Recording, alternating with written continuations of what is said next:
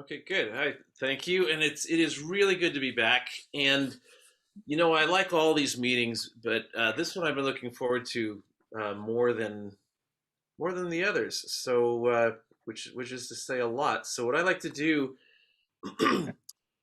before we do our question and answer thing, I'm going to give you a little review, as George said, of keyboard shortcuts that I think everyone should know how to use. And so, I'm going to give you a little keynote presentation and we'll take questions at the end of that, and then we've got some questions that are on the list that people sent in advance. So let's just start sharing the screen now.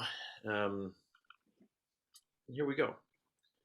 Okay, I think get this out of the way, and I'm going to start playing this keynote presentation. Okay, so um, why do we even use keyboard shortcuts? Well, I can think of three reasons. There might even be more. It makes things faster, speeds up your work.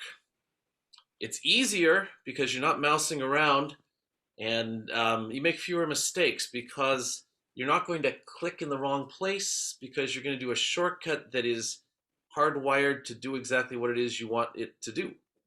So we'll see about that. So let's talk about the basics. So I'm gonna talk about three keys today. All right, the first one is the escape key up there in the top left, and the keyboard I'm showing here is this is a laptop keyboard, but it's pretty similar to a desktop keyboard too. Next key we're going to talk about is the command key. Okay, really good key, and for fun, why don't you look up why the command key looks the way it does? There's a good story there. Okay, and then the other one we're going to do is the return/enter key. That does a lot of good things too. So here we go. So let's talk about using the escape key instead of clicking cancel. So every time you have a button on the screen that says cancel, you can click it by pressing the escape key. So I know escape just says ESC, but that's what it means. It means escape. So it gets you out. So for example, in a print box like this, you see down at the bottom, there's a cancel button right there.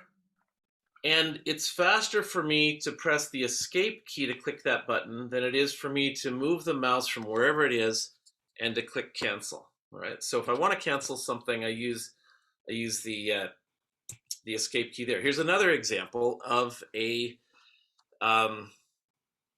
cancel button that I could click by just tapping the escape key up at the top left corner.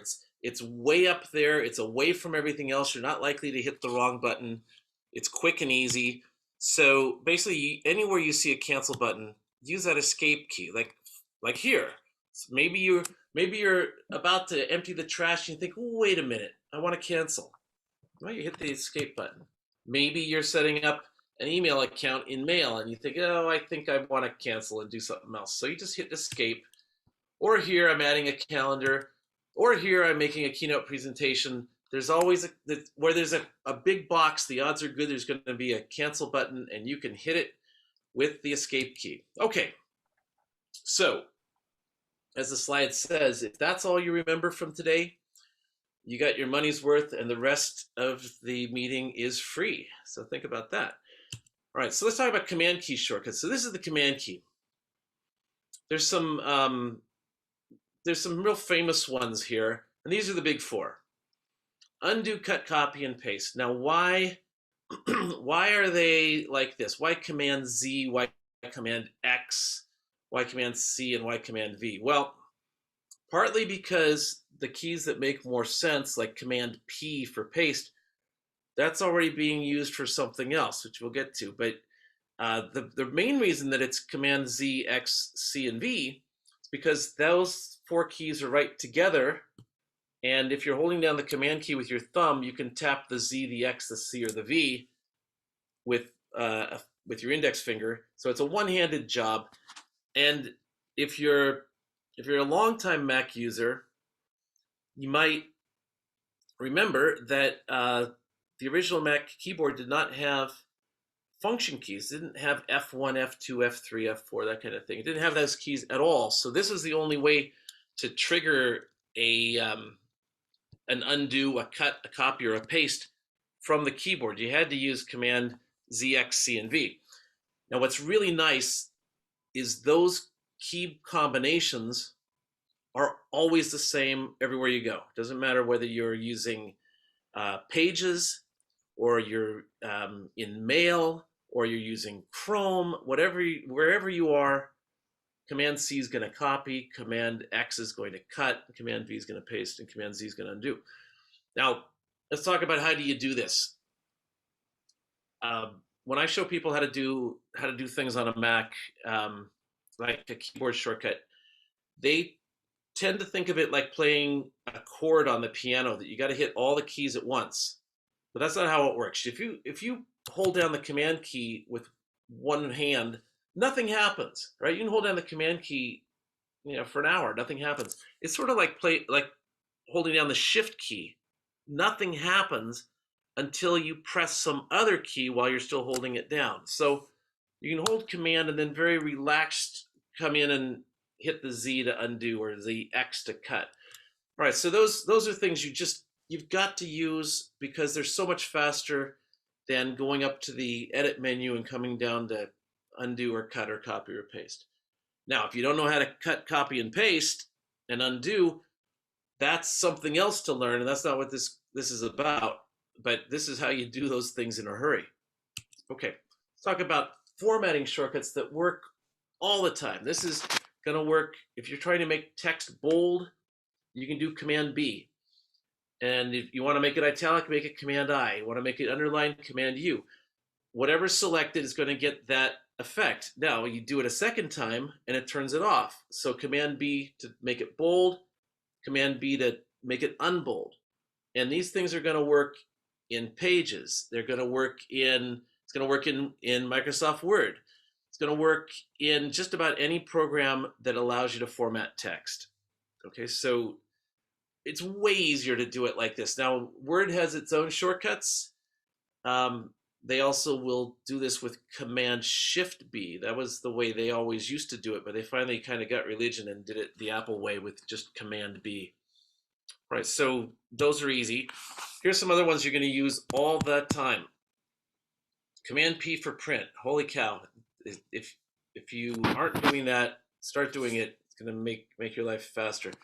Command S to save. Now this is really important, because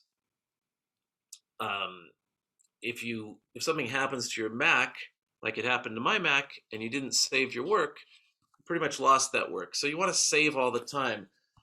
So if it becomes sort of a nervous habit, like Command S, whenever you reach for the coffee with your right hand, with your left hand, do Command S and save your work. Command Q for quit. Command and the plus to make stuff bigger.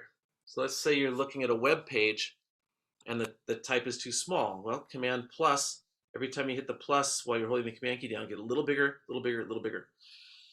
And the minus to make it smaller if you get carried away. And then finally, Command W to close the window. So it can't be Command C, because Command C was already used for copy. All right, let's see what we got here. Now, what if you can't remember this stuff? Well, fortunately, all of these shortcuts are written off to the right in the menus. So if you're used to going to the menu and selecting bold, now if you just look to the right a little bit, you see that it's Command B. If you look at that menu that's on the left there, and italic, the Command I, and the underline Command U. And there's the bigger and the smaller too. Those came out of that was a Safari menu, but every Apple Mac, every Mac app is going to have shortcuts, and they're going to be listed to the right. Now, here's a funny story.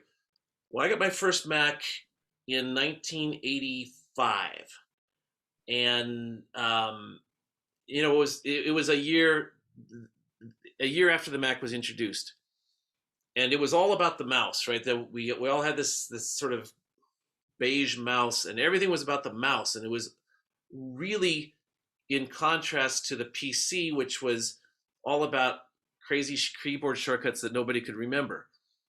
But then I saw these things on the right hand side of these menus. I thought my system was corrupted. I thought there was something wrong that was putting these strange looking symbols in there. I probably used it for 6 months before I knew that those were there on purpose and they were supposed to teach me what the shortcuts were. And so, anyway, if you see those symbols, look at them and try them. Whatever the symbol is, it's going to do what is written in the menu. Okay. So let's see what else we have here. Oh, the bonus tip: the enter and return key. So on some keyboards it says enter, some keyboards it says return. It's the big button on the right, and some keyboards like the one I've got, it says both. So anywhere you see a blue button, the default button, you can click it by hitting return. So here, let's say I wanted to click OK. If I had a box like this up, I would just hit return. I would not try to find the cursor on a big screen, wiggle it around, try to find it, and click OK. No. Just hit the blue, just hit return, and that says, okay, here's another one. I'm about to save this document. I can just hit return, and it will click OK. Here's another one I want to print. I can just hit, I've got my Command P to get this box up, and now I could hit escape to cancel it, which I'm not going to do, or I could hit return to print it. Now, here's one more thing about keyboard shortcuts.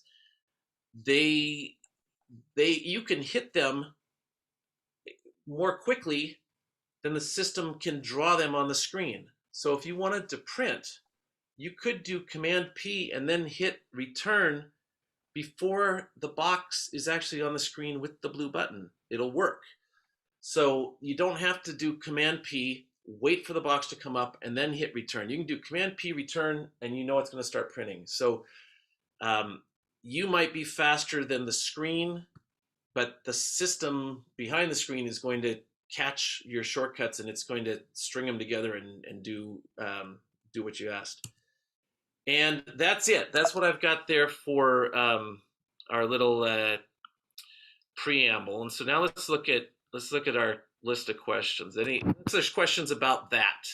Sheeta, do we have questions about that? You do not. Okay. Just praise. Okay, thank you. Okay. And someone's already asked, is Command period, does that do the same as escape? It does. The original Mac keyboard did not have an escape key.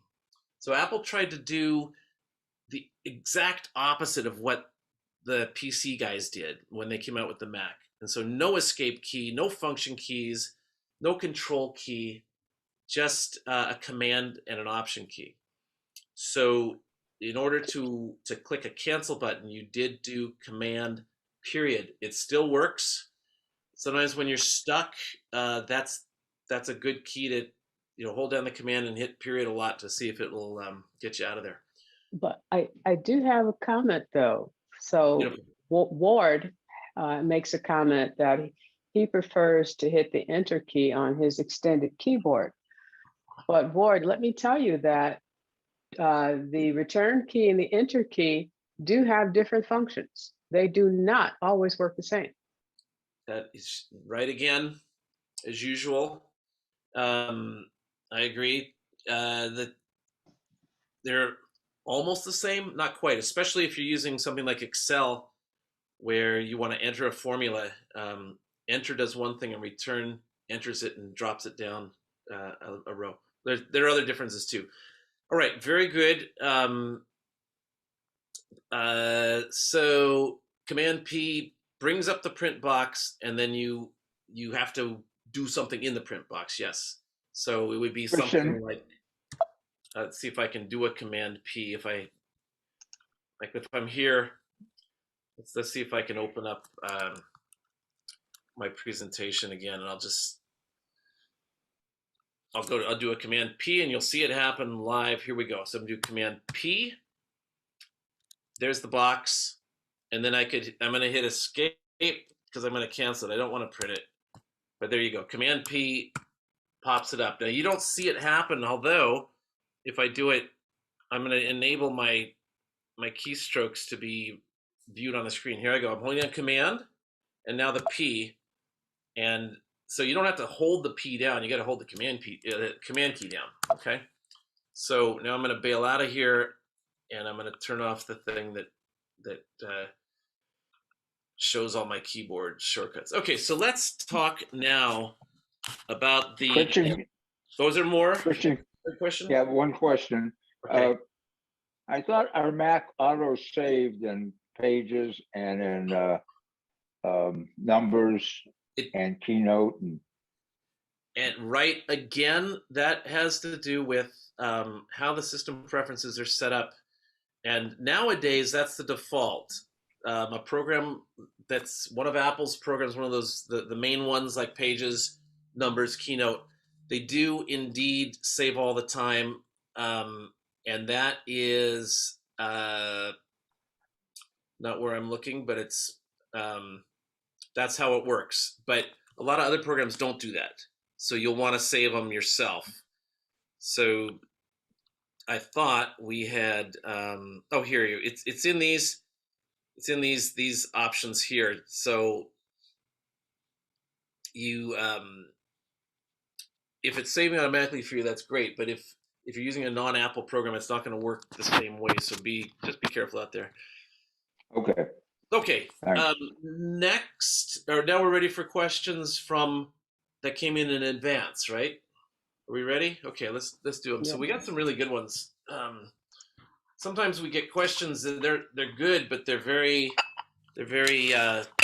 specific. And this time we have questions that are more general. Okay. So, all right. So we have a question about in mail.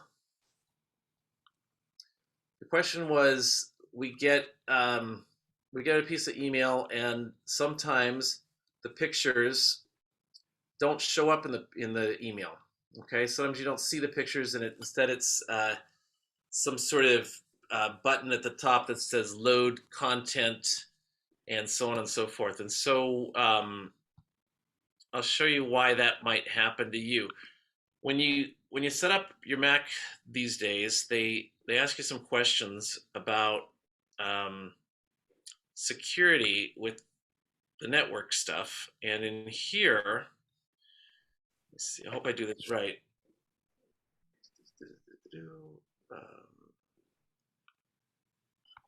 I just did this. Wait a minute. I know the answer. I think it's security. Yeah. Just give me a second here, because I actually answered this question already, and I just have to look it up and see my answer. Yeah, okay, it's actually it's in Mail. Okay, so when you're in the Mail, if you're using the Mail app, there's a whole lot of preferences. And here they are. And you've got this one down here that says privacy. So when you first get System 12 Monterey on your Mac, you're probably going to be asked a question about whether you want to sort of protect your privacy. And if you do too much of it, if you check too much like this, then you might not get your pictures to come through. So if you're not seeing pictures like I see in here, I see this big 50% off thing. If that just shows kind of a blank box with a little question mark in it, come into the Mail preferences, look over here in the privacy part, turn these things all off, and then quit the Mail and start it again. And I think that'll solve that problem. Because that was a really good question. I like that one a lot, especially as I knew the answer once. Okay. What's the risk of turning them off? Well, the risk is that you're back to where you were in System 11 and System 10.15, which is only that the picture is probably tagged so that they will know that you personally opened that email. Okay, I mean, the way this stuff works is they don't send the pictures as attachments. They basically are sending you pictures with they're just sending you emails that are sort of like a web page where it refers to a picture on a server. And that's why when you get your emails from all the advertisement people, they doesn't look like they have any attachments. Yet they're full of pictures. That's because they are basically web pages that reach out and get the pictures when you open them up. But they're coded in such a way that they know that you with that email address opened their email, because the pictures have a special code on them. So when the picture loads, they say, "Aha, George opened it," or "Aha, Christian opened it." So that's kind of the way the world's worked all along anyway. So it's not like it's some sort of giant invasion of privacy. Or at least it's not a new invasion of privacy. It's the same old one. So not a big risk. Okay, so let's look at this other one here. Here's one about a special key that's on a keyboard you didn't see on my keyboard. I'm gonna show you again a picture of my keyboard. This is if you look up at the Apple menu, you've got, or in the menu bar rather, there's a I'm showing the keyboard viewer, which, by the way, you can stretch if you grab it right. There you go. All right, so what you don't see here at the lower left, you don't see a little key with a globe on it. If I had my new Mac, which I don't because it's in the shop, but if I had my new Mac, there would be a globe right down here instead of this function key. And so what does this globe key do? Well, basically when you tap the globe key by default, it brings up this emoji and symbols palette that looks like this. I'm hoping it's coming up. There it is. Looks like this. That's what you get. So you can tap it to make it show up, and you can tap it to make it go away. So the key is going to be down here. It's got a globe on it, and that is just quick access to the emojis. And of course, you can search here. I mean, if I want to find a soccer ball, I can search, and there's a soccer ball, right? So if I want to search for something else, I can find a pumpkin. There's a pumpkin. Okay, so that's a handy palette to bring up. But it's annoying for a lot of people because they're hitting it by mistake. Now, on some keyboards, it's not there. It's in a different place. And I think on an extended keyboard, I think it's over underneath the delete key. And so people are hitting it by mistake. And it turns out that if that's annoying to you, like it would be to me, you can come in here to System Preferences, and in the keyboard section, you will see an option that I can't show you here because I don't have a globe key, but it'll look just like this, and it'll say press the globe key to something. Like you can see right now, I could change my little function key, the FN one, to show emoji and symbols. So now, if I press that key down there on the bottom left corner, the function key, there it is, okay? And I can press it again, it goes away. So if that's annoying you, that globe, go in there to the System Preferences, look for keyboard, and what most people have had me do is make it say do nothing, okay? Just so it's just a dead key. But this is the default choice. Okay, good. Really good question. That was from Chris in the UK. Okay. All right, this isn't a Mac question, but let's keep it fresh, and I'll answer this one about the iPhone 13, iPhone 13 Pro. The question is about charging. Is it okay to charge it overnight? Will this reduce battery capacity? The answer is yeah, sort of. It's okay. Yes, it'll sort of reduce battery capacity, but Apple's on top of this for you. So what they do, here's an iPhone 13 now, and what they do is they charge it up to about 80-85% as quickly as they can, and then it slows down and sort of trickles in. So it'll appear even that it's not charging at all, but it will slowly charge. And so Apple knows that doing it that way prolongs the life of the battery. So you should feel fine with plugging it in and letting the phone manage its own charging. Okay. Another question was along those lines of charging. Do you recommend turning off a desktop computer each night? Well, or a laptop computer? Well, I don't. I mean, I don't do it. Uh, there used to be a reason. Um, we used to worry about how long these things would last before they would burn out. We also used to worry um, about power consumption. Probably the only thing that you would get by shutting down your desktop computer is power consumption. But the electrical engineers in the group will tell you that you wear things out faster when you turn them off and turn them on again. I mean, think of a light bulb. Light bulbs almost always blow out when you turn them on. They don't.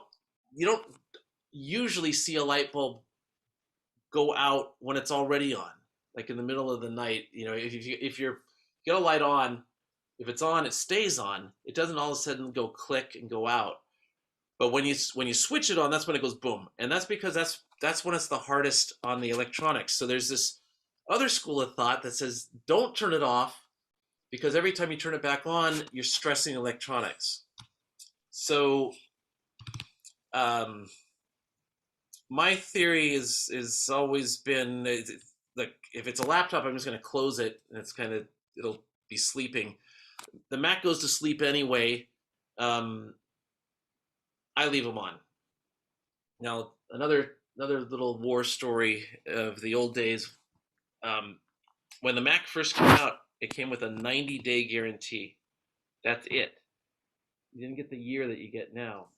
So what the smart guys did was they plugged them in and kept them on for those 90 days, thinking if it's going to fail, let's find out that it's going to fail. If things going to wear out, let's wear it out in the first 90 days by leaving it on.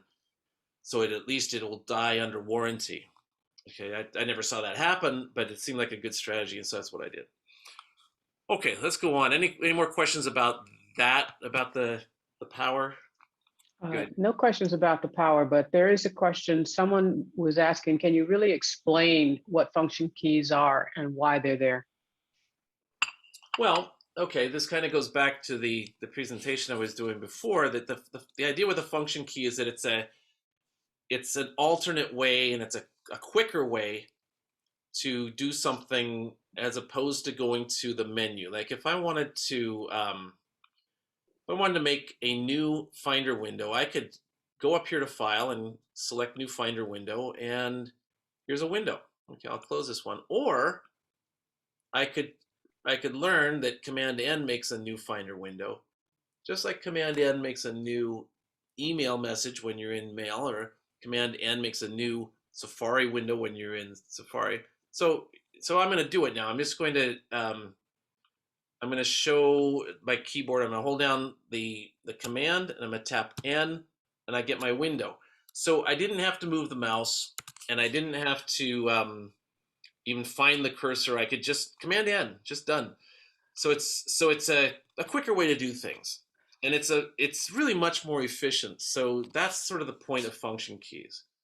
So if you learn these basic ones, you'll save a lot of time. Dude, Christian, was that an explanation for shortcuts or function keys? With the function key, you have the FN, and then you have the keys across the top. Okay, I understand. It's a little slightly different question. Yeah, you're right. When you look at a keyboard, I'll show you my keyboard again. Something is covering your microphone, Christian. Oh, really? Yeah, okay, because it keeps going in and out. Okay, well let's do something about that. Give me a moment and let's see if I can get. You're great now. You're great right now. Yeah. Good now? Okay. You got me. That's something new to me. Okay, I'll try to be loud anyway.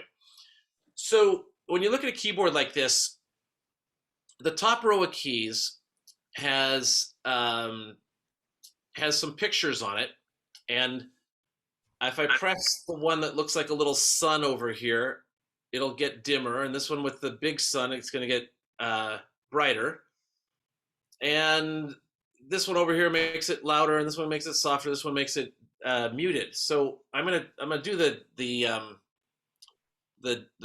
darker, so you can see it's getting darker, darker, darker, brighter, brighter, brighter, and that's great, except that the program you're using might want to do something else with those keys up there.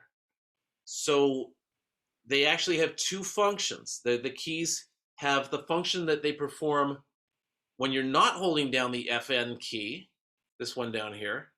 Then they'll have the function that they perform when you do hold it down. So if I hold the function key down as I'm doing now, you can see that all of a sudden this top row of keys is F1 through F12, and it's doing whatever the particular program I'm in has assigned to those keys. So how you find out how these work is, again, in system preferences.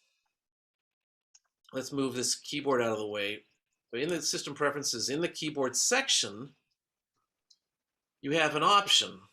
You can say that I want to use F1 and F2 all the time. I don't want to make things brighter and dimmer when I click these buttons. Instead, I want to do whatever it is I want F1 and F2 to do. Well, if I do that, then pressing F1 does not make it dimmer, and F2 does not make it brighter.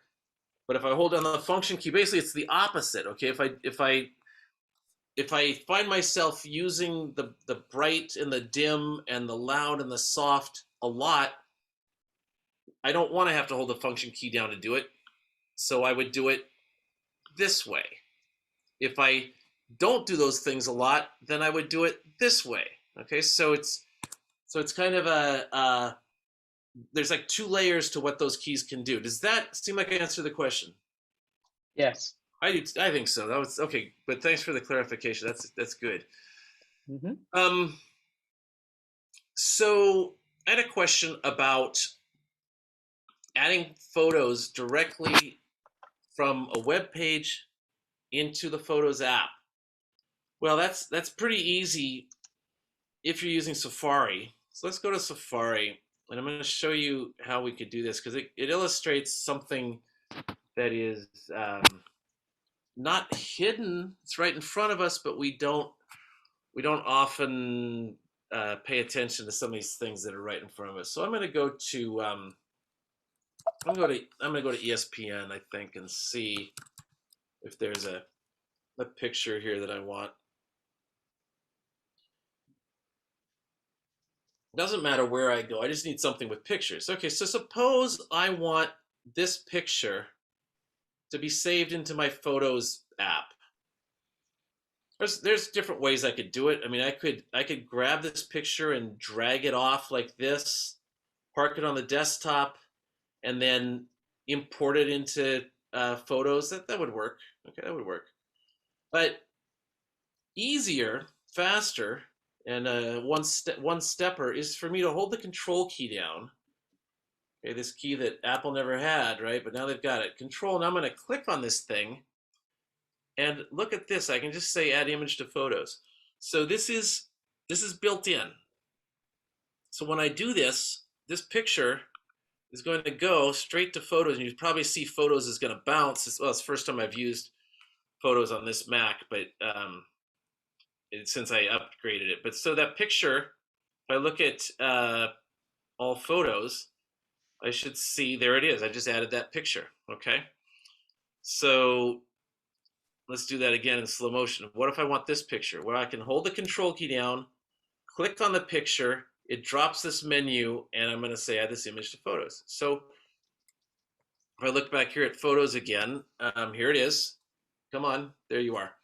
So that's so much easier than any other way to do it. So now I'm not sure that it works in Chrome, but for Safari, that's the way to go. So I'm gonna consider that question answered.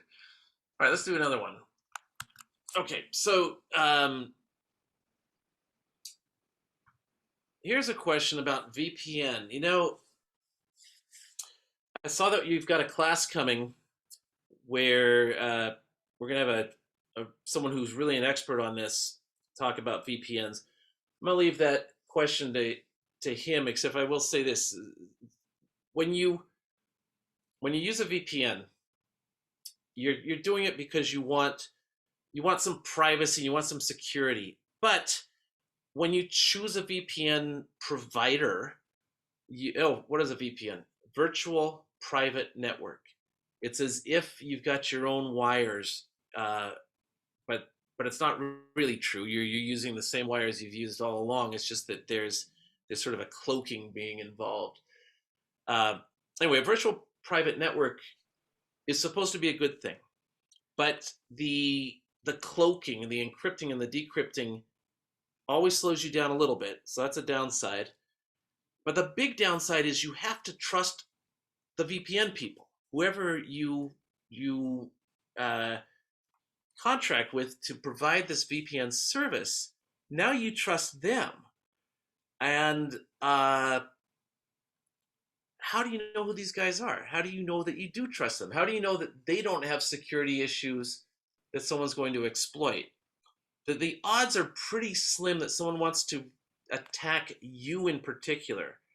They want to attack big places where there's lots of names and addresses and activity, and that's not you. Like, no one wants to hack your machine to get to your bank account. They want to hack the bank to get to everyone's bank account. So I'm not a giant fan of VPNs across the board. There's sometimes you've got to have it, but because of those problems, the speed problem, the question of who do you trust, I don't recommend it in general. Now, I'm glad to be educated in the class that's coming up in a couple of Saturdays, but for now, that's my take. Okay, let's look at one more here. Okay, so the question here is about parameter RAM and zapping the parameter RAM. Now, this is sometimes called zapping the NVRAM, because that's NV stands for non-volatile, and RAM stands for random access memory. So there's typically, memory. When we talk about memory, we're talking about two things, generally speaking. There's a kind of memory like your hard drive, where your stuff is saved, and it survives through the machine being turned off and on again. It could be turned on. It could be off for a month, and you turn it on, and your stuff is still there. Okay, well that's the kind of memory that we use ourselves. This is stuff that where your hard disk fills up, like here. If I look at about this Mac, we're talking about storage. Okay, so here, this machine only has a little bit of storage, 121 gigs. I've used about 60% of it. I've got this much left. Okay, but there's also this other kind of memory that's 8 gigabytes. So I've only got 8 gigs of that kind of memory, and I've got 121 gigs of this kind of memory. This is the thinking memory. This is the memory that the machine uses when you're computing things, when you're doing stuff. This is its active, sort of mind space. Think of it like this. This is one of the first analogies I ever made that has to do with the Mac. Think of the hard disk as a closet. You've got a lot of shoes in your closet, but you can only wear 2 of them at a time, unless you're that special person with 3 feet. But I grew another foot when I went to college. That's a joke. Anyway, the amount of shoes you can wear is limited by how many feet you have, and it's sort of like this. This amount of memory is the amount of feet. You can store a lot of stuff, but you can only use some of it at a time, and that's kind of what's going on here. But that memory goes away; it gets flushed every time you restart the Mac. So it's volatile. It's volatile. It goes away. So there's non-volatile RAM. So now we're going to finally talk about what non-volatile RAM is, and then what happens, what it's for and what happens when it goes bad. So non-volatile RAM survives a restart. You can turn the Mac off. You can disconnect it from power. It doesn't matter whether it's a desktop or a laptop. Certain things are remembered. Like it remembers how fast you like the mouse to move. It remembers how loud you like it. It remembers how bright it was. It remembers the time. The clock still works. Actually, that's it's not. There's a battery for that. But this non-volatile RAM keeps your Mac acting like your Mac, even after a restart. But that chunk of information is looked at every time the Mac starts up. And that's, it reads this and it tries to apply those settings to your Mac as it starts up. Well, if that memory gets corrupted and mixed up, then every time you start up, your Mac is trying to read this mixed up stuff. And so you end up with problems. You end up with a machine that either won't start or it does start and it doesn't act right. So there is a method for sort of flushing that memory. And when I said that memory doesn't go away when you restart, well, it'll go away and you get to start over if you hold down certain keys when you start up. So I'm going to show you those keys in a sec. Now, starting over doesn't mean your computer gets erased. It just means that it's going to forget how loud you like things to be. It's going to forget how bright you like things to be. It's going to forget how quickly you like the mouse to move. So what one does, now if you're a longtime Mac user, this is old news, boring, but it's good stuff to know. So it takes 4 keys to do it. You've got to hold down these two, Command and Option. Now, why this is the Option key, I don't know why that's a symbol for Option, but it is. But you hold those 2 down. So I'm going to do that now. So I'm holding 2 of them down. You can see down there I'm holding these 2. But it turns out these are also Command and Option keys. But I'll hold these 2 down. And then, so what we would do is we would restart the machine and quick, as fast as you can, as soon as it goes off and it's going to start up again, you're going to hold down these 2, Command and Option, but you're also going to hold down the letter P. You're also going to hold down the letter R. So P for parameter, R for RAM. So you start it up, you get the keys down, you hold this down like this, and then your Mac will begin to start up, and then it's going to start up again. And it'll make a bong, and it'll start up again. As long as you keep holding the keys down, it's going to go bong over and over. When you've done it, really 1 time is enough, but a lot of people like to do it 3 times. It won't make it worse, won't make it better either, but just after you've let it bong a couple times with Command, Option, P, and R, then let go, and then it'll start up normally. And you'll definitely notice the chime will get louder when it restarts when you're holding it that way. So that's a good keyboard shortcut to know about, kind of in the troubleshooting way. There are others, and you can look these things up. But if you forget the keys, just remember it's called zapping the parameter RAM. Okay, good question there. All right, that was from Liam. Yeah, all the way to Boston. Okay, so those were the questions. We have more from today. I see we got a lot going on in the chat. What's Well, someone was a little concerned between knowing what RAM is and what storage is, the different differentiation of them. Okay, I thought we talked about that, and I thought I was great, but I will do it again. Storage is the hard drive. Think of, your Mac has a hard drive. It might be solid state. It might be a spinning disk, but that's the part that is shown here when you do about this Mac. This storage, this is where you save stuff. This is where your pictures are. This is where your documents are. They're all stored on the hard drive, and it looks, it may show up on the desktop like this. It might not. Some Macs are, in fact, most Macs are set to not show the hard drive here. But this is where my stuff is. If I look in here, here's my stuff. I've got an applications folder, a desktop folder, a documents folder, and so this is my stuff. Okay, that's the hard drive, and that's storage.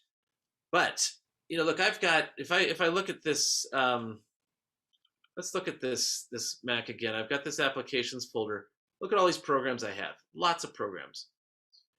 According to down here, 59 programs. If I wanted to use one of these programs, I choose the one I want to use, and it opens up. So let's say I want to open up, I'll open up Chrome. Okay. Well, all those other programs are just sitting there in storage. They're benign. It's like the rest of the shoes in the closet. They're just sitting there until I want to use them. And similar to shoes, if I want to use a different program, I'm going to have to, I hope I have enough memory to put it in to load that program. But if I don't, I'll have to quit something. And you can tell how much memory things are using, because in the Finder, you have a utilities folder. In the utilities folder, you've got activity monitor. Everyone has one of these. So in here, I can see where my memory is going. I'm going to sort these things to show memory. Down here at the bottom, they show me I have 8 gigabytes of memory. These are chips. Okay, I don't happen to have a chip sitting around with me, but it's a computer chip. They're usually green with black stuff on them. I've used 5.33 gigs of my 8. So if I needed another 5 gigs to open up a different program, I would need, something's got to happen. I don't have 5 gigs to go. I only have 8 minus 5, which is 2.7 almost. So what happens is when you go to open up the next program, so I'll just open up back to applications like this. I'll just open up something we do a lot. I'll open up Safari. And how can I do this? Well, I can do it because the programs are well behaved, and they share nicely. Okay, but they're not getting as much memory as they want, so they're not running efficiently. They would run more efficiently if they could have more. So I'm gonna go here and open up a couple more things, and basically what happens is the Mac slows down. I'll do that one, and I'll open up my keynote presentation again. Okay, so if we look here, I'm getting closer to running out of memory, but it's it's being managed. But think of this. Let's say whoever asked that question is a good question. I'm gonna pretend we're gonna go out to lunch, you and me. Okay. Let's say we go out to lunch and we get a pizza, right? So if we get a pizza, if we get a big pizza, let's say we get a pizza that's called the 32 gig pizza, big pizza. I get to eat all I want, you get to eat all you want, and we have leftovers for a friend. But let's say we get the small pizza, it's this big, the 8 gig pizza. Now, I'm a polite guy, you're polite, we are not. I want the whole thing. I want this thing. I'm hungry, I want it, I need it. But I'm a nice guy, so I'm gonna take half of it, and you're gonna get the other half. We both go hungry, but we play nice. That's why we want more RAM. When you buy a machine, we want to be able to buy the bigger pizza. We want more, because then each program can get what they want. Does you like that one? Makes me hungry. Yeah. That was good. Thank you. All right. I'll take another question. What have we got here? I think you're caught up, really. Okay, so we've got 5 minutes to go. I would encourage you to learn some keyboard shortcuts. They are so much. You make such a difference in your life to use the keyboard instead of the mouse. I know we're big mouse people because I mean, it's kind of the Mac's claim to fame, but the keyboard does make it faster. So if you want to get better and feel more comfy with the machine, learn some keyboard shortcuts. Now, Yeah. I didn't scratch the surface of what you can do with the keyboard, but that's a really good start. Now, one other thing you can learn if you really want to take this to a higher level, there are programs that you can buy. There's even some free ones that will let you program keys to do what you want them to do, even if they don't do that right out of the box. So, for example, I have here a keyboard. Hope you can see this. I can't really see. Oh, here I am. Let's see here. So in this Yes, keyboard, I've got we can see it. stickers. I put stickers on some of the keys, these function keys, because I wasn't using F3 and F4 and F5 and F6. So I used a program called Keyboard Maestro to assign certain functions. So when I press the F3 key, it launches the calendar. When I press the F4 key, it opens the mail. Now it doesn't open it on this machine because this is sort of a temporary setup. But on my regular machine, that's what it does. So Keyboard Maestro is the king of the king when it comes to programming function keys. There are other things that are free. You can get them at the App Store. Look for keyboard keyboard shortcuts or something like that, and you'll find some free apps that let you program things. It's really quite handy. There's nothing faster than just tapping a key and seeing Safari come up full screen. Tap another key, calendar's full screen. No more shuffling windows around. Okay, so that's my sales pitch for that. I have no connection to Keyboard Maestro other than I use it. All But the right. free ones would work just as well. Since you showed the keyboard, someone wants to know, where did you get the stickers? I made them. This is a great question. So I printed them out on label paper, and I cut them with scissors. But I wish someone would sell those on Etsy. Now I'm going to show you. This is a bonus. I'm going to show you how to get the icons. Okay, I've got 3 minutes. I'm going to do it. No, Christian, you really got about 15 minutes. Oh, marvelous. Okay, good. Then I won't rush. Okay, so look, let's say I wanted to make a sticker with the icon for Safari. Okay, so here's Safari. How am I going to get a nice icon like that? Well, I can come over here and look at these, view these by view them as icons. So I want that icon. How can I do it? Well, there's various ways. Here's how I do it. I use the control key. I'm holding down the control key and I click on Safari and I get info. Okay, that's my first move. So I get info.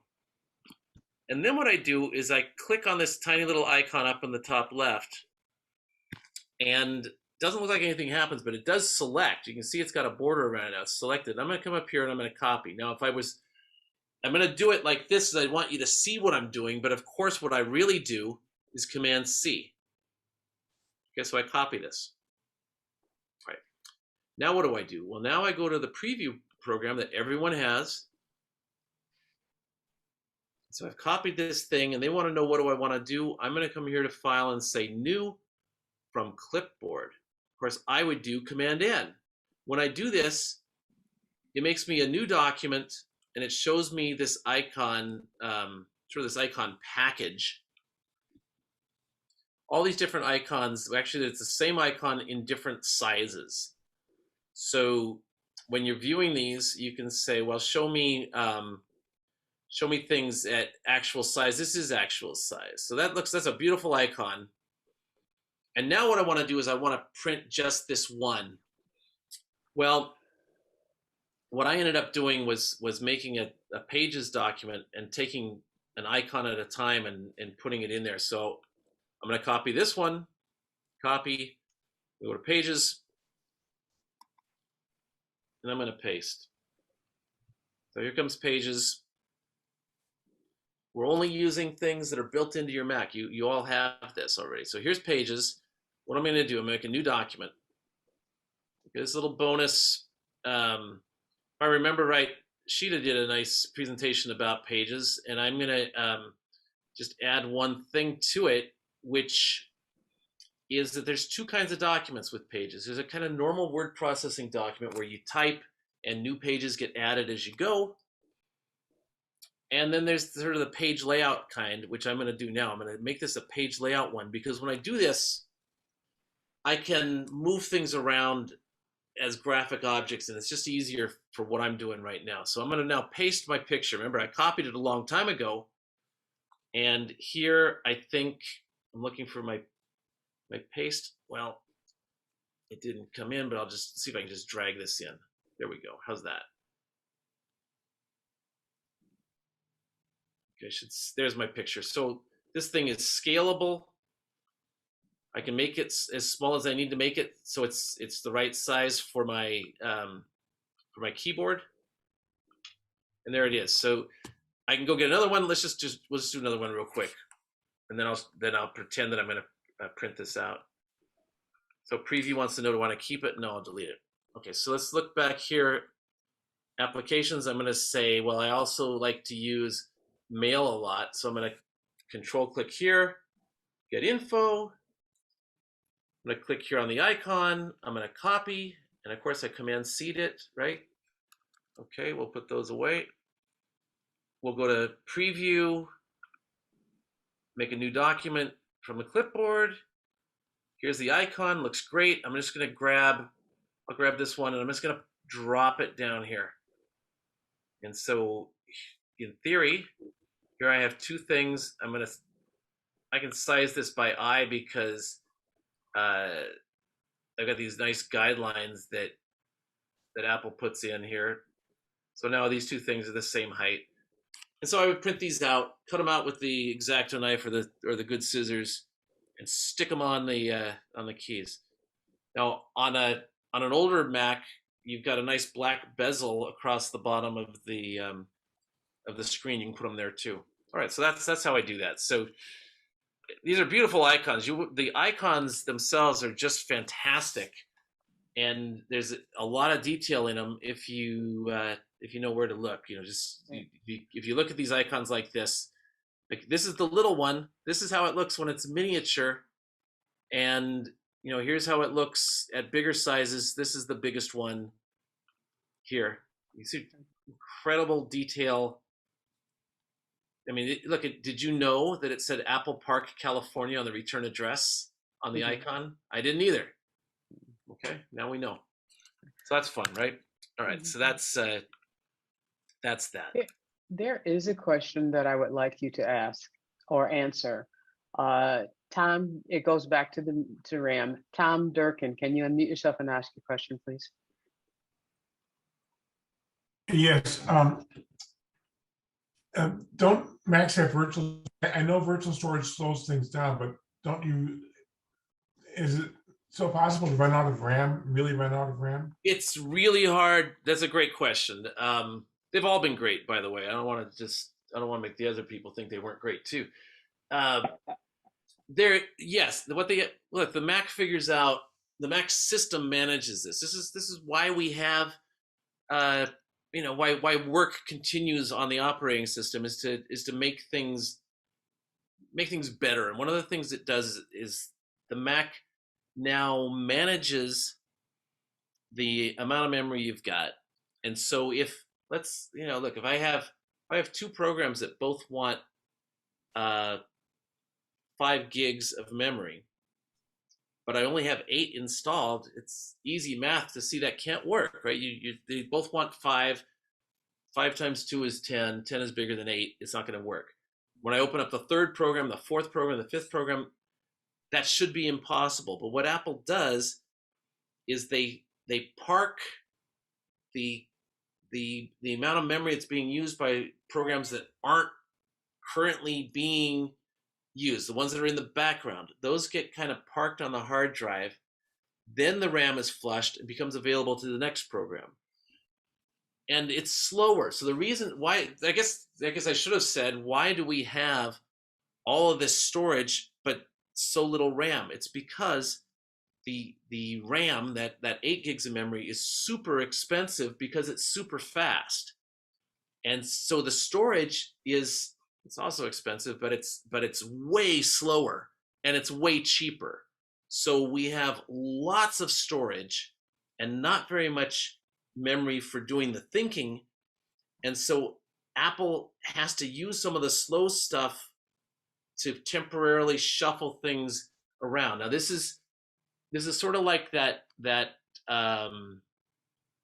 riddle, that puzzle, where you've got a goat, a wolf, and a head of cabbage, and you've got to get across the river, and you only take 2 at a time, right? So there's all of this shuffling, and eventually you get them all across, because you take the goat and the lettuce, you come back with the goat, you send the wolf over, you leave the wolf. Okay, you know that one. Well, all of this shuffling means that there's a speed penalty there, because you're shuffling stuff around.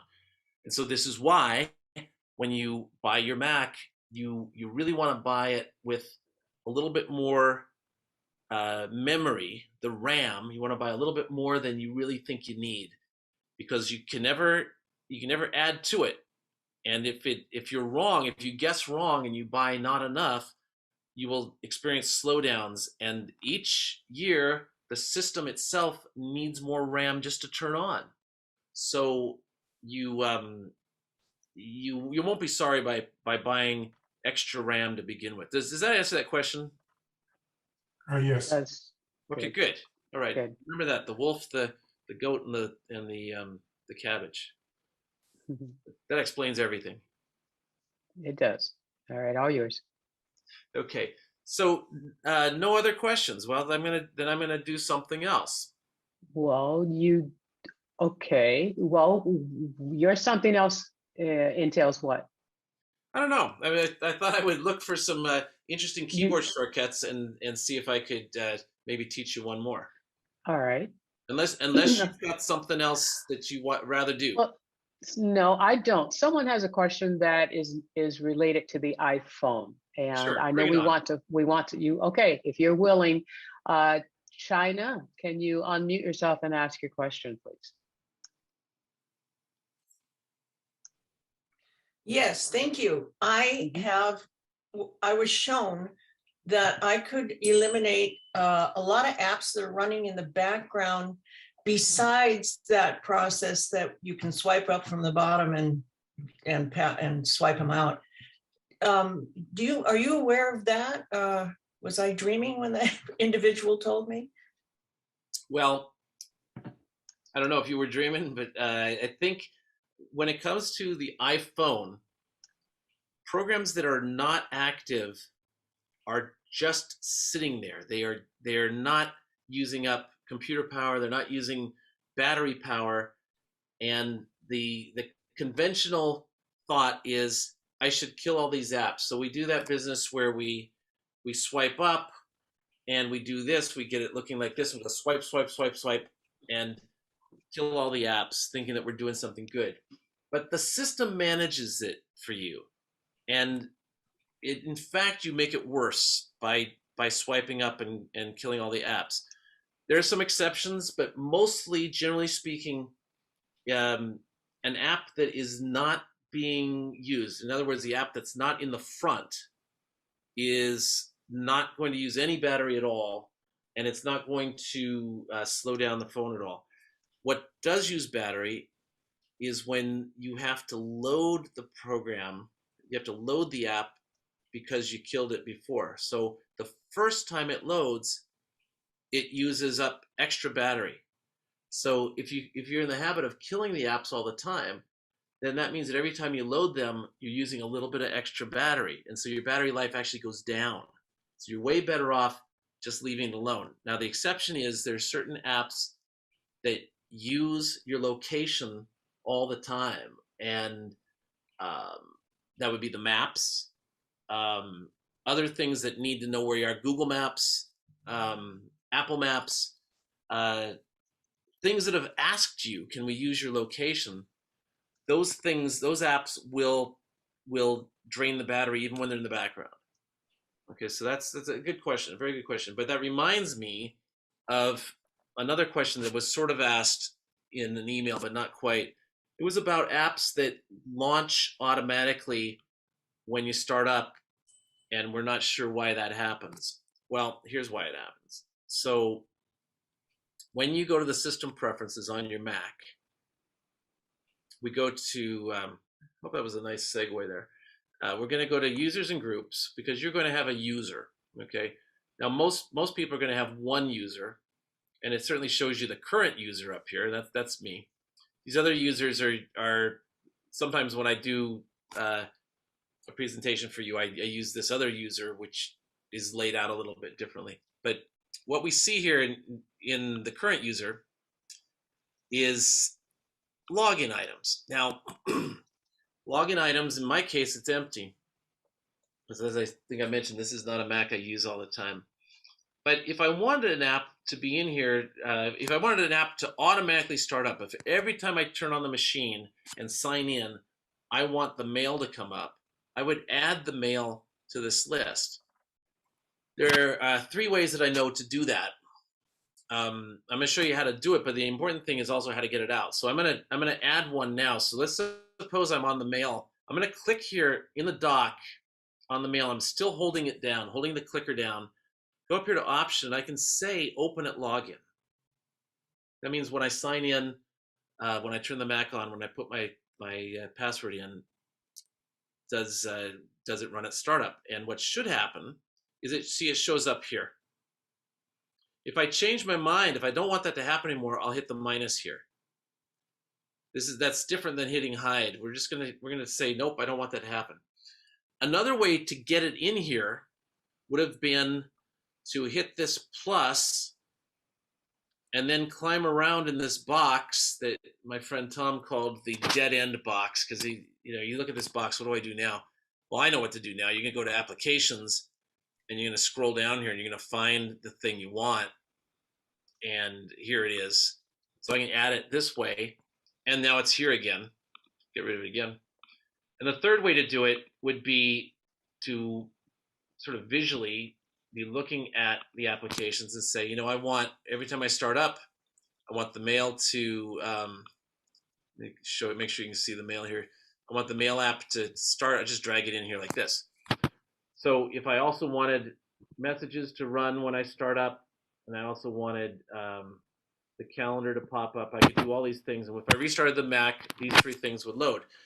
Now, what happens sometimes is people have clicked on an app by mistake, and they've added it to open it login.